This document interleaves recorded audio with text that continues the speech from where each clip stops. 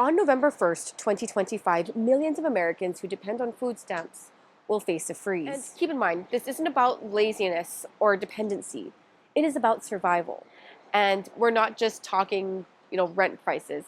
We're talking groceries are insane out here. That food stamps is officially cut for next month. About 2 months ago, I stopped eating dinner almost every night of the week so that my boyfriend and I could have enough food left over to have lunch the next day. This was before we were about to lose our food stamps. Mind you, we both work. This is not my usual content, but it is way too important to not talk about.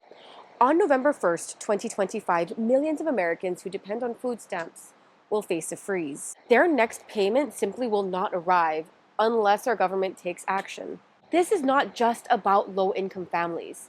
Federal workers, our kūpuna or elders, and even the disabled community are all going to be hit very hard when this happens. So how do we get to this point and what happens next?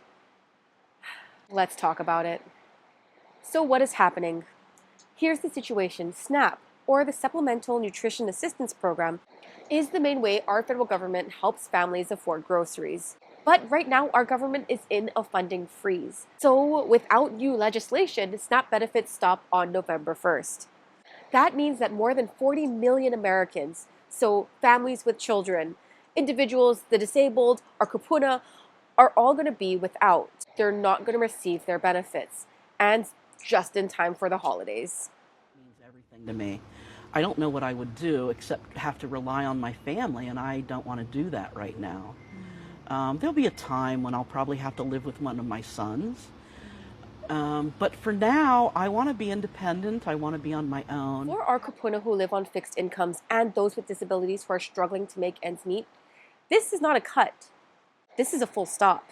I don't think that we really realize the depths that this is, the damage that this is going to do, but the women, the mothers, and the families, but the mothers especially, who are going to go without meals so their children don't have to.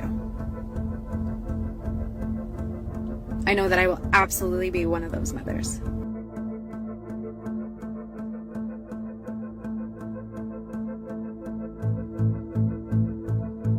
When you hear the stories, it does hit different. This will impact real people. And, families who are just trying to feed their children, our kūpuna and the disabled who are trying to, number one, stretch every dollar that they can, and then having to choose between life-saving medication and groceries. It's so hard to watch. And to make it even worse, our federal workers who should have financial stability are in a point where they have to also choose between all of these things. And now with all of these cuts, even federal workers are having to line up at food banks. When both the people who are running our country, as well as those who are facing the most hardship, are all in the same boat, all in these lines at food pantries, something is broken. The short version, our federal government has not approved the funding. The USDA says that there is just no money in order to issue these benefits. And with inflation, skyrocketing food costs, and rental increases, this cannot be happening at a worse time. The economic ripple effect. Here is something that a lot of us don't necessarily think about during these debates. This is not just about low-income individuals and families. This is about our community. This is about our economy. For every dollar of SNAP benefits, it creates about $1.50 to $1.80 in economic activity.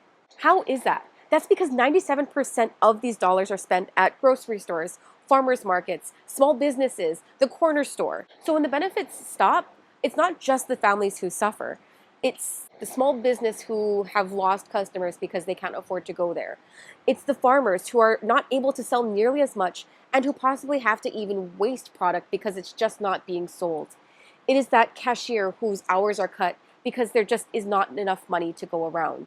SNAP doesn't just fight hunger, it fuels economies. Now let's talk about food banks. They are already stretched thin, and when this freeze hits, when SNAP benefits do not get issued, they're going to be stretched really thin, and they will be overwhelmed practically overnight. Some food banks are serving twice as many people, and unfortunately, donations just are not keeping up with that. Imagine waiting in line with your children for hours at the food bank just to be told, sorry, we've run out of food. That is the potential that people are facing right now, and it is horrifying. Keep in mind, this isn't about laziness or dependency. It is about survival. As is even with SNAP benefits, there are families who the parents are not eating just to make sure that their kids have enough. There are families who are working full-time hours, and they still have to skip a meal because they can't afford it. I'm so tired of seeing people say, like, oh, well, maybe if you had a job, you could get your groceries, or, you know what I'm saying, you would have to depend on stamps. I work full time. Thank you.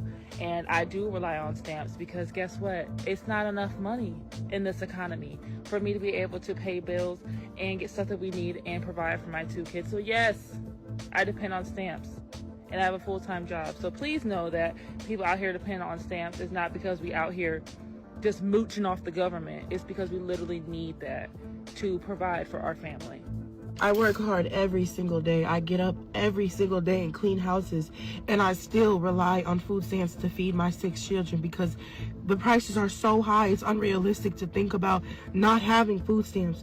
Next month, I'm so terrified because 6 babies are always eating. Plus myself, I eat about 1 meal a day, but still.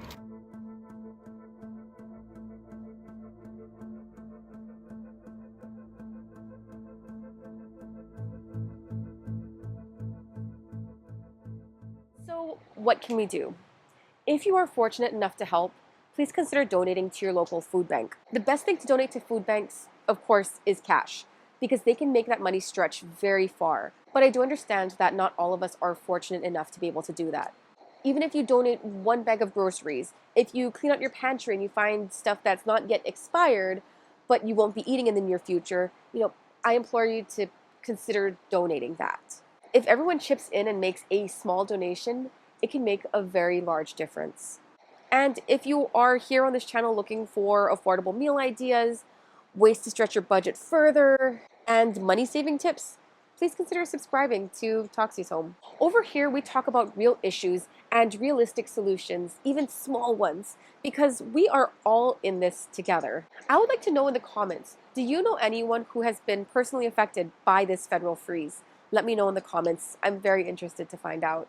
And keep in mind, this is not about politics. This is about families, small business owners, kūpuna, and the disabled community who all need help right now. So in the comments, please, let's keep it focused on compassion and community. Thank you so much for being here today for this very important conversation. Let's please remember to take care of yourself, take care of your community, and have an amazing day. Now that the main video is over, let's have a sit-down conversation and... My gosh, you're so cute. Sorry, my dog is adorable. In my call to action, I did ask you to let me know in the comments about anyone you may know that has been affected by this federal freeze. Please keep in mind that this portion of the video is completely unscripted, so if I repeat myself or go over any details multiple times, I apologize. It's just the way I talk. I have friends on both sides of this. I have friends who are federal workers, and I also have friends who rely on benefits. So first things first, let's talk about my friends that rely on benefits. So I have multiple friends who are on SNAP benefits. They are, actually no, most of them are married with at least 1 kid. So my first set of friends, both parents do work full time and they have children who are a little bit older, but they still rely on these SNAP benefits in order to feed their family. Because even though they're working full time, it does not mean that ends are met. Living out in Hawaii is so expensive. And we're not just talking, rent prices. We're talking groceries are insane out here. For certain brands of milk, and not necessarily the local stuff, you're talking it's almost $10 a gallon for milk. Eggs are also insanely priced. Like, basic staples are just... So, unfortunately, these families depend on it. Another set of my friends, so one of the parents works full-time, the other one works part-time because otherwise childcare would just eat up their entire budget, and there really is no support system for them out here. So they also depend on the benefits because 1.5 of a full-time income isn't enough for them to be able to live, for them to feed themselves and their child. And these guys definitely do not live in town where rent is crazy. As far as my friends who are federal workers, in particular, one of them was concerned that they may not have a job in the next couple weeks, which is awful because they've been working with the federal government for well over a decade. And even then, they're still not sure if they're going to get paid. This friend is very fortunate in the sense that they have been paid enough to create kind of like a little bit of a nest egg, an emergency fund. So they have enough to survive for a small amount of time should they lose their job or should this freeze go on for a really long time. And unfortunately, this freeze is turning out to be likely the longest in the entire history of the United States. So it's a tough one. And a lot of people are affected. And it sucks. But I do think that we should do what we can to help our community. What's even worse is that this is right before the busy shopping season. So I am fairly interested to see how this will affect holiday sales. Because even if it's just November that, people don't get benefits, we're still going to have people who are paying off massive amounts of debt because they're having to use credit cards or lines of credit just to be able to keep a roof over their heads, just to be able to feed their families. And I'm talking both federal workers and, low-income families. So I am very interested to see how this will affect the spending season come December. This is a really hard one because of how many different people it affects. So thank you for being here. I promise we will get back to normal content soon. In fact, you know what? This might actually be my first long-form video. It wasn't scheduled to be, but just kind of based off of timing and everything, this might actually be my first long-form video.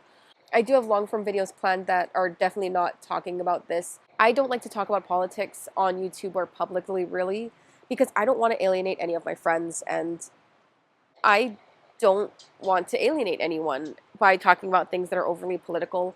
As is, I'm a little concerned about this being overly political.